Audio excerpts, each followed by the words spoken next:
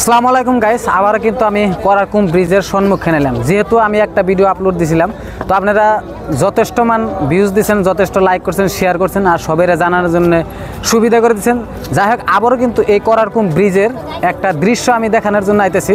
আজকে কিন্তু দৃশ্যটা অনেক আলাদা ধরনের হবো, যেহেতু দেখতে তো পারতেছেন যে ব্রিজের নদীর মাঝখান দিয়ে যে আমি আইতেছি ভুটবুড়ি নেয়। তো ভুটবুড়ি নেওয়ার আহার সিনটা আমি দেখতে পারতেছি, আপনারা দেখতে পারতেছেন। যেহেতু এই ব্রিজের মানে যেটা অবস্থা, এই অবস্থাটা খুবই খারাপ। তো যাই হোক, এনে পথ বন্ধ, রুট ক্লোজ বলে দিছে। তো এখানে টোটালি মানে বন্ধ, একটা মানুষও কিন্তু যাতায়াত করতেছে না, এমনকি গাড়ি ঘোড়াও কিন্তু যাতায়াত করবার দিতেছে না, যেহেতু গুদারার ব্যবস্থা করা হয়েছে।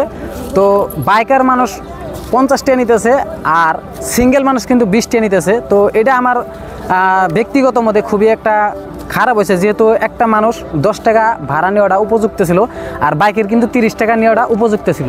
কিন্তু যা দেখলাম, আমি কোশ্চেন করলাম গুদার কয় আমাকে উপরে থেকে সিস্টেম এটাই করে দিছে, তো আমরা এটাই করতেছি।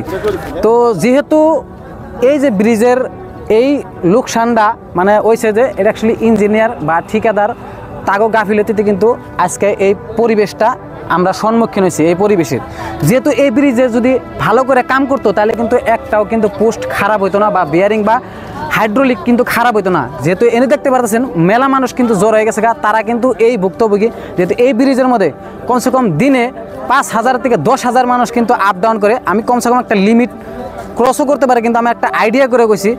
তারপরে এই ব্রিজটা যদি আমাকে 1 মাস বা 1.5 মাস যদি বন্ধ হয়ে থাকে, তাহলে মানুষের পরিস্থিতি কী হবো। বা আমরা বরপেটা থেকে বঙ্গাইগাঁও বা অভয়পুরি বা বামনডারি কলগাছি যাওয়ার যেটা রাস্তা, খুবই একটা সুবিধাজনক রাস্তা ছিল, এটা যদি বন্ধ হয়ে থাকে 1 থেকে 1.5 মাস কিন্তু টাইম দিছে, আমি নিউজে পাইছি। কিন্তু এই টাইমটা মানে বেশি লং হয়েছে, আর মানুষের জন্য কিন্তু খুবই অসুবিধা হবো। তো যাই হোক, এই ব্রিজের অবস্থা দেখুন। আর আগের ভিডিওটা আমি দেখাইছিলাম, তো নদীর উপর দিয়ে যেটা সিনটা আপনারা দেখতেছেন, ওই সিনটা দেখেন, ব্রিজের অবস্থা কিন্তু খুবই ভয়ানক। আর দিন দিন মানে কমসে কম 1 ফুট করে ডাউন হইতেছে। তো আমি ফার্স্ট টাইম আসছিলাম, তো ওই টাইমে কিন্তু 3 ফুট ডাউন আসলে। এখন বর্তমান যদি এন থেকে যদি আমি একটা দৃশ্য করি, বা ওই মাঝখানে যদি এভারেজ করবা যায়, তাহলে কিন্তু 5 ফুট ডাউনে গেছে বলে ভাবা যায় কিন্তু।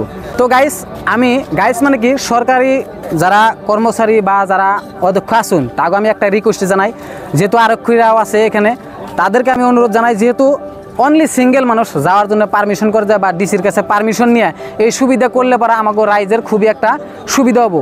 যেহেতু নাওয়ের ভাড়াটা কিন্তু অনেক বেশি নিতেছে, আমার হিসাবে বেশি নিতেছে, কিন্তু রাইজের হিসাবে কি নিতেছে আপনারা কমেন্ট করে জানাবেন। আর বাইকের অনলি বাইক আর মানুষ 50 টাকা নিতেছে, এখানে কিন্তু 30 টাকা নেওয়াটা উপযুক্ত আছিল। কিন্তু আমি এইমাত্র এলাম জাস্ট 20 টাকা দিয়ে।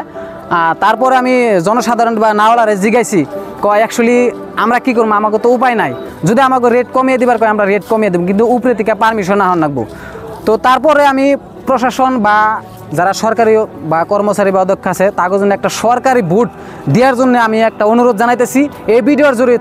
তো ভিডিওটা সম্পূর্ণ দেখবেন, এবং কি ভিডিওর কমেন্ট বক্সে কমেন্ট করে জানাবেন জনসাধারণের কতটুকু অসুবিধা আর সুবিধা আছে এই করারকুম ব্রিজে। যেহেতু এই জায়গায় অনেক মানে জায়গায় থেকে কিন্তু এখানে মানুষে কিন্তু যেরকম আমরা পার্কে ঘুরবার যাই, ওই রকম কিন্তু মানুষে এই জায়গায় কিন্তু পার্কে ঘুরবার আসে তারকেও মনের যারা ভাব এখানে কিন্তু তারা এনে সম্মিলন করতে পারে। কিন্তু আজকে বিগত 3-4 দিন ধরে কিন্তু এখানে মানুষের যারা পরিস্থিতি, এই পরিস্থিতির কিন্তু বাধামুখী হয়ে গেছে গা। তো এই পরিবেশটা আমি চাই না, এবং কি রাইজেও চায় না। যত তাড়াতাড়ি পারেন এই ব্রিজটা সম্পূর্ণ ভালোভাবে নির্মাণ করে বা ঠিকঠাক করে দেওয়ার জন্য অনুরোধ জানাইলাম। তো ভিডিওটা সবাই শেয়ার করবেন, আর সবাই জানার জন্য আমি অনুরোধ জানাইলাম। তো আজকের জন্য ভিডিও শেষ করছি। আসসালামু আলাইকুম।